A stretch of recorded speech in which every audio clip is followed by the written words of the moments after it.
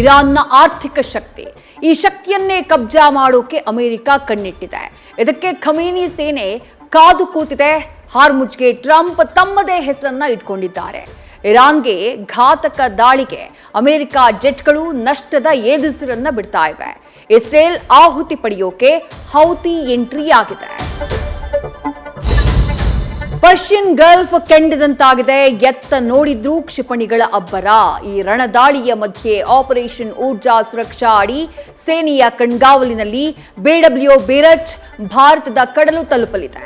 ನಿಲ್ಲದ ಯುದ್ಧದಿಂದ ದೇಶದ ಪ್ರವಾಸೋದ್ಯಮಕ್ಕೂ ದೊಡ್ಡ ಹೊಡೆತ ಬಿದ್ದಿದೆ. ಕೊಲ್ಲಿ ದಾಟೋಕೆ ಸಮುದ್ರ ಮಂಥನವೇ ಆಗ್ತಾ ಇದೆ. ಬರ್ತಾ ಇರೋ ಟ್ಯಾಂಕರ್ ಆನೆ ಹೊಟ್ಟೆಗೆ ಅರೆಕಾಸಿನ ಮಜ್ಜಿಗೆ. ಕಲಬುರಗಿ ಧಾರವಾಡದಲ್ಲಿ ಗ್ಯಾಸ್ಗೆ ನಿಂತಹ ಕ್ಯೂ ಕರಗ್ತಾ ಇಲ್ಲ.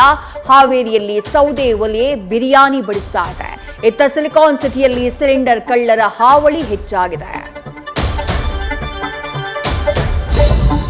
ದಾವಣಗೆರೆ ಬಂಡಾಯ ಕರಗಿದ ಬೆನ್ನಲ್ಲೇ ಸಚಿವ ಮಲ್ಲಿಕಾರ್ಜುನ್ ಪೈಲ್ವಾನ್ ಮನೆಗೆ ಭೇಟಿಯನ್ನ ಕೊಟ್ಟು ಸಿಟ್ಟು ಶಮನ ಮಾಡಿದ್ದಾರೆ.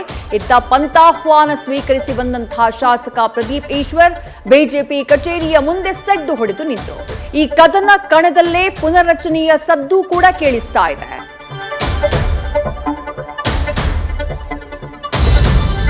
ಚಿನ್ನಸ್ವಾಮಿ ಅಂಗಳದಲ್ಲಿ IPL ಉತ್ಸವ ಆರಂಭವಾಗಿದೆ. ರಾಯಲ್ ಅಭಿಮಾನಿಗಳು ಹಬ್ಬದಲ್ಲಿ ಮಿಂದೇಳ್ತಿದ್ದಾರೆ. 11 ಸೀಟ್ಗಳಲ್ಲಿ ಕಾಲ್ತುಳಿತ ಕರಾಳತೆಯ ನೆನಪಿನ ಭಾವುಕತೆ ಹಿಡಿದಿಡುವಂತಹ ಯತ್ನ ಆಗಿದೆ. ಮೃತರಿಗೆ ಸಂತಾಪ ಸೂಚಿಸಲಾಗಿದೆ. ಸ್ಟೇಡಿಯಂ ಸುತ್ತ ಸರ್ಪಗಾವಲು ಬಿದ್ದಿದೆ.